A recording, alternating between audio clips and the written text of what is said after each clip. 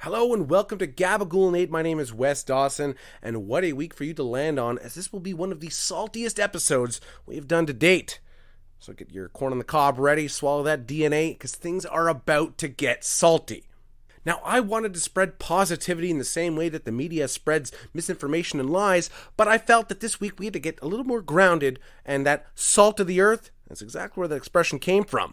So this week is aptly titled, Take It Easy, Wes, because I need to calm down a little bit. My stress is getting up there, and I need to shed these layers of salt like a snake skin or something. I'm getting a little too worked up sometimes, and woosah, gotta calm things down. And when I started thinking of this episode, just a regular day, wow, did that turn south fast. I took the worst shit of my life. Actually, it was multiple shits. Either way, I have been feeling an intense pain in my abdomen, some of the worst I've felt in recent times. All I ate was a fucking turkey sandwich I don't understand. But let's get serious for a minute. I feel like Jim Henson has slit a hole through my belly and is now working me like a puppet as though I've been hosting the Muppet Show for the past 10 years. Actually, better yet, I feel like Brock Lesnar is double fisting my asshole while also doing that hand game that kids do, here's the church, this is the steeple, open the door and all the little people.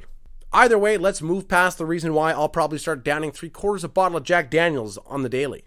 So one thing that had me worked up a little bit was this kind of like anti-youth movement thing I've seen online. These posts saying like, I don't want to just go to parties, drink, sit around with my friends in the same old basement. I want to travel. I want to see new sunsets. Side note, it's always the same sunset. Experience new people. Almost like a commendable rejection of modern materialism and self-validation. And sure, that's great. Those are all wonderful things. But you're also implying that shared experience with friends are only of value if they're done in some remote area or in some luxurious vacation. And that somehow people meeting their friends in their home is less meaningful. I don't get why time with friends in an urban setting is supposed to be any less valuable to you than time spent on some windy-ass mountain overpaying for local tea. Socializing within your means and meaningful, profound interpersonal experiences are not mutually exclusive.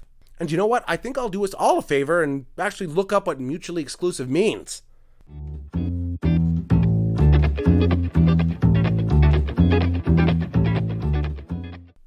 Being related such that each excludes or precludes the other. Basically, it means incompatible. Another thing that had bothered me as I slowly start to emerge from my COVID hibernation is, I was enjoying a nice week's vacation a couple weeks ago. Obviously, I can't really go anywhere, so that kind of sucked. At least people are trying to make the best of it. Families in the park, some outdoor sports returning. A gentleman I saw berating an elderly cashier over the mask mandates, as though she is responsible for it. Now, our personal opinions aside, if you remember correctly, I believe it was these service industry workers who got together and imposed these restrictions, so we should give them shit whenever the opportunity presents itself. Now, another thing that bothered me is a certain profession that the more I seem to look into it, the more it is the most frivolous and useless fucking shit I've ever seen, and no, I'm not talking about OnlyFans. I'm talking about motivational speaking. The reason being, I had to sit through an hour-long, obligatorily voluntary seminar today at my employer. Now, it's not to say that there aren't some exceptions, as I have a close friend who does this for a living, and he is wonderful at it. He can move people, he can inspire people, but I mean, as a whole, and I kind of learned what the trick is. So if you just lighten your tone a bit, and you keep things on a positive note, it's a little bit about your cadence, it's a little bit about your physical demeanor, and what you people can't see right now is that whenever I'm trying to make a point, I'm using my hands to do so. And then you take a couple words, split them up like motivate, motivation.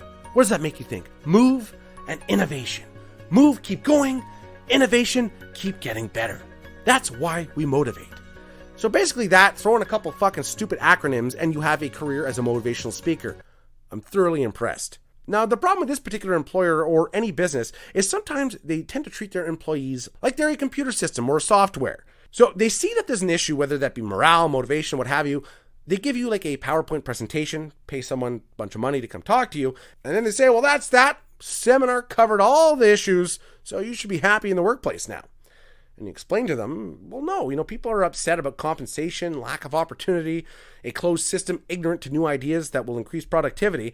And then their response will be, well, we'll send you the PDF, so go be happy. It's like basically to solve depression, just give people pamphlets that say don't be depressed. Fuck, it's so simple. Why didn't anybody else think of it? Now, I had wanted to do a small side rant on the less impressive aspects of our medical system here in Quebec. One big issue being the availability of family doctors. And even if you do have one and you're in generally good health and you don't want to go waste their time once a year for people who legitimately need those services, you'll lose your family doctor. And then you're kind of stuck either paying out of pocket or explaining to an ER doctor how you're not a hypochondriac, but no one wants to hear that, both at the hospital or as a rant on this episode. Well, we are well past the halfway point, so I think it's about time for a good bad. A good. Keeping a positive outlook. The bad. These cookie-cutter social media motivational speakers with the same advice and inspiring quotes over like light instrumental music, it's fucking ridiculous. It's almost like if Microsoft had like templates for motivational posters. That's what these people are posting, and people are like, wow, you changed my life. I was like, holy fuck. I thought my life was in the gutters. I'm doing great compared to some of these people. A good. That skinny jeans are out. The bad is that baggy is back in. Now, I believe I've already mentioned this in a previous episode, but it's just funny having lived through these two different fashion trends and how people are rejecting this tight fit for the loose baggy clothes because it's more comfortable, they identify with the style better, and it represents who they are as individuals. So yes, your individualism was born from the cover of a teen fashion magazine. No better way to express your unique self than mimicking what everyone else from your age group is doing. I'm just waiting for airwalks and bleach blonde tips to come back into style, and we will be living the early 2000s before you even know it. So before we close off this week's episode, we're going to touch on dumb shit people say who should be smarter. People who do these little posts saying like, if you're tired of that 9-to-5 hustle, living paycheck to paycheck, I'm just quitting my job, selling my house, and I'm going to live in my RV. That's wonderful. Do you have any idea how fucking expensive an RV is to purchase, maintain, and operate? You obviously didn't need that 9-to-5 too badly if you're burning gas all day in your $300,000 RV. And of course, there's people who just flat out say, fuck COVID. I can understand saying fuck the government, fuck Trudeau, fuck Legault, fuck the states, fuck China, fuck like whatever you want to say. Those are, the reasonable things to say.